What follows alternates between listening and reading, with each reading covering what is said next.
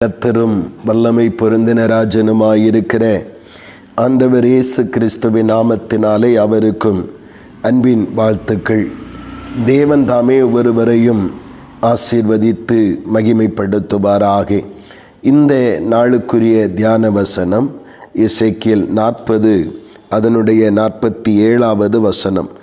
பலிபீடமோ ஆலயத்திற்கு முன்பாக இருந்தது என்று நாம் வாசிக்கிறோம்.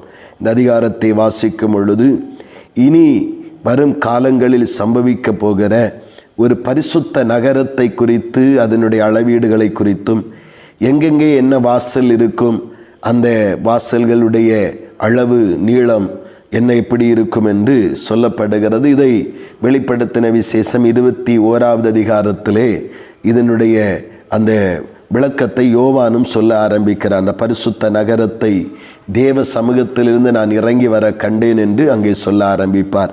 அப்போ தேவனுடைய திட்டத்தின்படி அந்த பரிசுத்த மகா நகரம் ஆண்டவருடைய அளவின்படி அது நிர்மாணிக்கப்பட்டு அப்படியே பரலோகத்திலிருந்து இறங்கி வருகிறது என்பதை இங்கே இதை சொல்லுகிற இந்த உருவகத்தை யோவான் அதை கண்ணார காட்சியாக கண்டு வெளிப்படுத்துவதை நாம் பார்க்க முடிகிறது.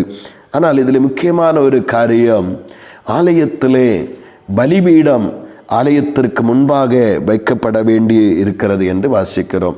இதில் ஆவிக்குரிய பிரகாரமாக நாம் இதை எடுத்துக்கொள்வோம் என்றால், ஒருவன் தேவனுடைய ஆலயத்திலே பழைய ஏற்பாட்டின்படி பலி செலுத்த வரும் பொழுது, அவன் ஆராதிக்க வரும் பொழுது, முன்பு தன்னுடைய கைகளை கால்களை கழுவி சுத்தம் பண்ணின பின்பு அதற்கு பிறகு பிரகாரத்தில் இருக்கிற பலிபீடத்திலே தான் கொண்டு வந்த பலி மிருகங்களை தியாகம் பண்ணி பலி செலுத்தின பின்புதான் கர்த்தரை தொழுது கொள்ள வேண்டும்.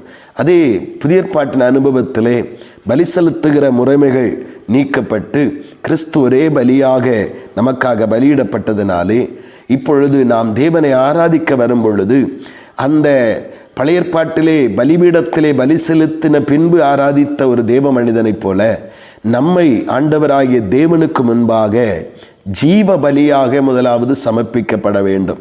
பலிபீடம் ஏன் முன்பாக வைக்கப்பட்டிருக்கிறது என்றால், நம்மை ஆராய்ந்து நம்முடைய தேவனுடைய சமூகத்திலே நம்முடைய வெளியிலே உண்டாகிற படிப்பு, ஆஸ்தி, ஐஸ்வர்யம், செல்வத்தின் பெருமைகள், திறமைகள் எல்லாவற்றையும் அப்படியே நாம் கீழே இறக்கி வைத்து நம்மை முழுமையாக ஒரு சர்வாங்க தகன பலியை போல தோலுரிக்கப்பட்டவர்களாய், சந்தாக துண்டிக்கப்பட்டவர்களாய் நம்மை ஆராய்ந்து ஆண்டவருக்கென்று முழுவதும் சமர்ப்பித்த பிறகுதான் நாம் ஆராதனையை செலுத்த வேண்டும். அந்த ஆராதனையின் மேலே ஆண்டவர் பிரியப்படுகிறார். புதிய ஏற்பாட்டிலே வாசிக்கிற அந்த ஆராதனைத்தான் புத்தியுள்ள ஆராதனை என்று பரிசுத்த வேதம் சொல்லுகிறது.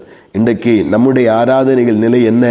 அந்த உடனே படபடா நமக்கு பாட தெரியணும், இல்லை பாட்டு பாடுறாங்க, பாட்டு பாடி, அல்லது இது வேதத்தை வாசிக்கிறோம், இல்லை ஜெபிக்கிறாங்க, ஜெபத்தில் அப்படி போயிடுறோமா? அது அங்கீகரிக்கப்படுவதில்லை. அது புத்தியுள்ள ஆராதனை என்று வேதம் சொல்லுவதே இல்லை. வேதம் சொல்லுகிற காரியம், ஆண்டவருடைய நாமத்தில் ரோமர் 12:1 உங்களை சரீரங்களை ஜீவ பலியாக ஒப்பு கொடுக்க வேண்டும். ஒப்பு கொடுத்த பின்பு அதுக்கு 5 நிமிஷம் எடுக்கலாம், 10 நிமிஷம் எடுக்கலாம், தப்பே கிடையாது. ஸ்தோத்திரம். நம்மை ஆராய்ந்து முழுவதும் தேவ சமூகத்திலே சமர்ப்பித்த பின்புதான் நாம் பாடவோ, துதிக்கவோ, ஜெபிக்கவோ, ஆராதிக்கவோ வேண்டும் என்று வேதம் சொல்லுகிறது. அதைத்தான் பலிபீடத்தை முன்னாடி வச்சிருக்கிறாங்க. ஆலயத்துக்கு பலிபீடத்திலே நம்மை சமர்ப்பித்த பின்புதான் கர்த்தருக்கு ஆராதனை. இன்றைக்கு நம்முடைய நிலை என்ன? ஏன் நம்முடைய ஆராதனைகள் புத்தி இல்லாத ஆராதனைகளைப் போல நம்முடைய அவசரத்தை நாம் காண்பிக்கிறோம்? பாடணும், ஜெபிக்கணும், ஆராதிக்கணும், உண்மைதான். ஆனால் அதுக்கு முன்னாடி பலிபீடத்தில் நம்மை பலியாக, ஜீவ பலியாக ஒப்பு கொடுக்க வேண்டியது அவசியம் அல்லவா? ஒரு புத்தியுள்ள ஆராதனை செய்தாதானே கர்த்தருடைய நாம மகிமைப்படவும் செய்யும். கர்த்தர் நமக்கு வேண்டிய நன்மைகளையும் ஆசீர்வாதங்களையும் பாதுகாப்பையும் ஆராதனையினால் உண்டாகிற விடுதலையையும் சுகத்தையும் நன்மைகளையும் நாம் பெற்றுக்கொள்ள முடியும். இன்றைக்கு நம்முடைய வாழ்வின் இன்றைக்கு நாம் புதிய ஏற்பாட்டு காலத்திலே செலுத்துகிற நம்முடைய ஆராதனைகள் நிலைகளை சற்று நாம் ஆராய்ந்து பார்ப்போம். எதற்கும் அவசரம் காட்ட வேண்டாம். நம்மை பலிபீடத்திலே ஜீவ பலியாய் ஒப்பு கொடுத்து அதற்கு பின்பு கர்த்தரை துதிக்க, ஆராதிக்க, ஜெபிக்க, பாட நாம் முற்படுவோம் என்றால் அதுதான் தேவனுக்கு நாம் செய்கிற புத்தியுள்ள ஆராதனை. அந்த பலியின் மேல் கர்த்தர் பிரியப்படுகிறார், அதை அங்கீகரிக்கிறார், ஆசீர்வதிக்கிறார். அப்படிப்பட்ட புத்தியுள்ள ஆராதனை நாம் செய்வோம், கர்த்தரால் ஆசீர்வதிக்கப்படுவோம். கர்த்தரே நம்மை நடத்தி செல்வாராக. ஆமேன், ஆமேன். செபிப்போம். பரலோகத்தின் நல்ல ஆண்டவரே, பரிசுத்தமான காலை நேரத்திற்காய் ஸ்தோத்திரப்பா. பலிபீடமோ ஆலயத்திற்கு முன்பாக இருந்ததப்பா.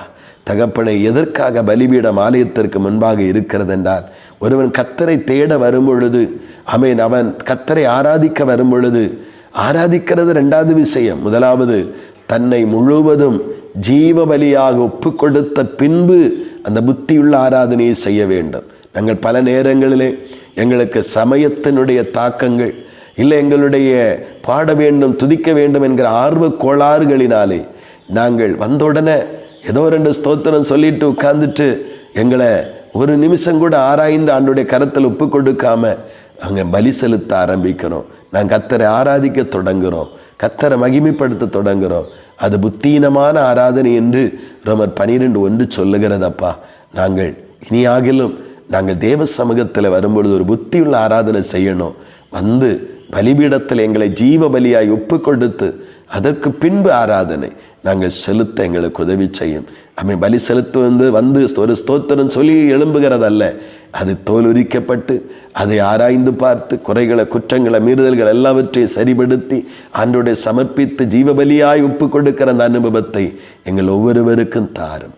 அந்த புத்தியுள்ள ஆராதனை செய்து நாங்கள் மகிழ்ச்சி அடைய தேவனால் ஆசீர்வதிக்கப்பட உதவி செய்யும். அப்படியே செய்கிறபடியாய் ஸ்தோத்திரம். இயேசு கிறிஸ்துவின் மூலம் செபிக்கிறோம் ஜீவனுள்ள நல்ல பிதாவே. ஆமேன்.